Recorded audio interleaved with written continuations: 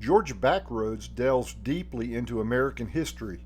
We've been doing so for 41 years, and most readers understand it and support our efforts. But America is divided over how the nation interprets and presents its history, creating friction and disagreement. So sometimes a reader may disagree with something we do. When the winter 2024 issue with Colonel William Alden Choate, 38th Ohio Infantry, on the cover went to the printer in November, we were already working on a companion story for the spring 2025 issue, Give My Love to the Children, by Annabelle Lee Macri, about Georgians in the Confederate Army who lost their lives in the war. The spring issue will come out later this month. The two covers, back to back, are paired tributes to those who died doing their duty. Last Thursday, the magazine's designer Cliff Johnson identified 5 candidate photos for the cover from the amazing collection of Georgia Civil War photos assembled by David Wynn Vaughn. Cliff made quick, rough mock-ups to give us an idea of how they might present with his thoughts on the facing pages. Number 1, Lieutenant Colonel Gustavus A. Bull, Company B, 4th Georgia Infantry, killed in action at the Battle of Seven Pines, Virginia on June 1, 1862. Number 2, Lieutenant Colonel William Gaston Delaney, Cobb's Legion Cavalry, was mortally wounded at the Battle of Jack's Shop, Virginia on September 21, 1863. Taken prisoner, he died of gangrene in Washington, D.C. on October 2nd.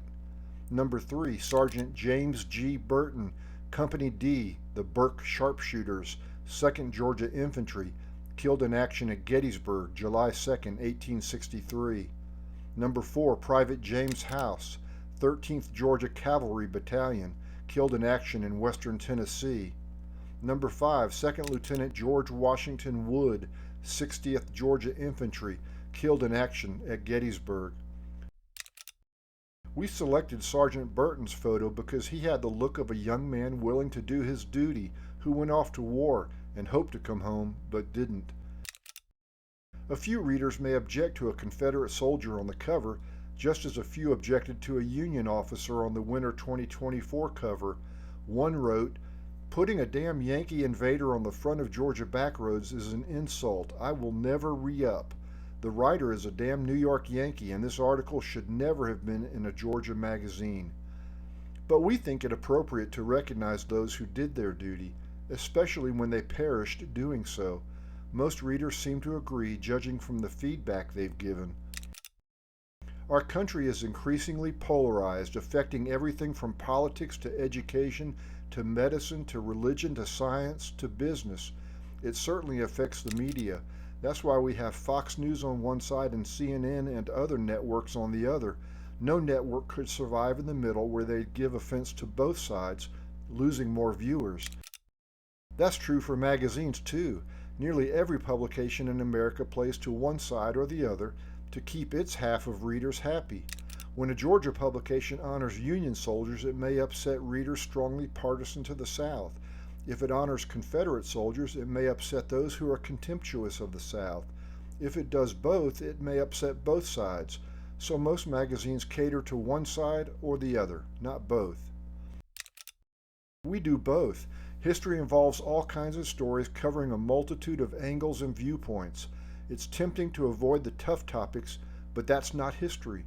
Georgia Backroads publishes articles about the Civil War, slavery, Jim Crow, and other hot-button subjects that sometimes trigger a few readers. Sound business tactics might warrant a different approach, meaning choosing a side and securing that half of the market. But there'd be less honesty, accuracy, and fairness in the content, and less satisfaction in publishing a magazine devoted to Georgia. To please audiences today, most publications moralize. They criticize the failings of the other side or those from the past for moral failures, doing so with an express or implied superiority. It's tricky judging those from the past because we're not objective. We've had a century or 2 centuries or a millennium of education, understanding, and advancements. Our ethics have progressed, so of course we do better. Or do we? Even today, we do things that would have been unthinkable in the past and may be in the future. We hand out judgment without recognizing that we merit judgment. We see the splinter in the eyes of another, but not the log in our own. Last year, we published Speck and Beam on the Georgia Backroads YouTube channel. It's an allegory about a young modern woman who tongue lashes a Confederate soldier about slavery. He replies by inquiring about modern morality. It ends this way: my freedom to choose meant her demise. My rights put him in bondage and chains. We did what seemed right in our own eyes.